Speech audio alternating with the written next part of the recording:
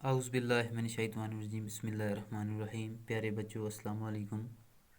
जमात सोम मज़मून उर्दू। मौजू हमारा बच्चों अबू कलाम आज़ाद।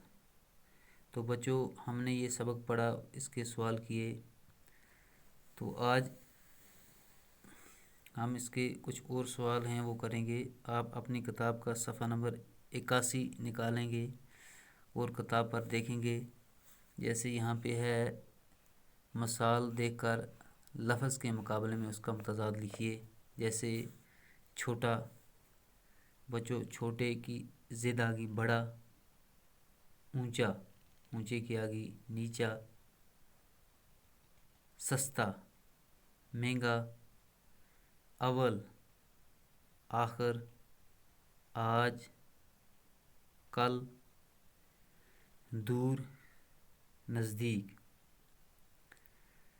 तो बच्चों ये हमने कल इसके जो मुतज़ाद अल्फाज हैं वो लिखे थे। आज हम इसका सवाल नंबर 4 करेंगे। सवाल नंबर 4 है, मुनासिब लफ्ज़ से खाली जगहों को पुर कीजिए। तो बच्चों हर एक के आगे इसके 2 जवाब दिए गए हैं। जो सही जवाब होगा वो आपको यहाँ से उठाकर खाली जगह में लिखना है। तो बच्चों आप क्या करेंगे, आप अपनी कॉपी निकालेंगे और इनको अपनी कॉपी पर लिखेंगे। पहला है बच्चों, अबू कलाम आज़ाद का असली नाम डैश डैश था। तो बच्चों आगे इसके 2 जवाब दिए गए हैं, मुहिउद्दीन अहमद, अहमद मुहिउद्दीन। तो बच्चों आपने सबक में पढ़ा है अबू कलाम आज़ाद का असली नाम मुहिउद्दीन अहमद था। इसको हम यहाँ पे टिक करेंगे। बच्चों ये वाला जो है ये आप उठाकर इस खाली जगह में भरेंगे, अपनी कॉपी पर लिखेंगे। दूसरा है, आप बहुत बड़े डैश डैश थे, अदीब या डॉक्टर। सबक के अंदर आपने पढ़ा है कि आप बहुत बड़े क्या थे, अदीब। तो अदीब को हम टिक करेंगे। बच्चों आप इस अदीब को इस खाली जगह में उठाकर यहाँ से लिखेंगे, अपनी कॉपी पर लिखेंगे। तीसरा है, आप आज़ाद हिंदुस्तान के पहले वज़ीर डैश डैश थे।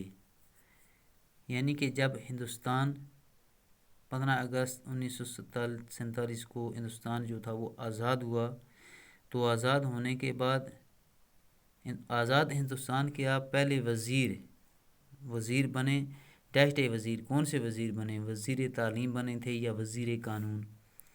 तो बच्चों हमने सबक में पढ़ा है आप आज़ाद हिंदुस्तान के पहले वज़ीर तालीम। इसको आप बच्चों वज़ीर तालीम, तालीम जो है इसे आप खाली जगह में भरेंगे।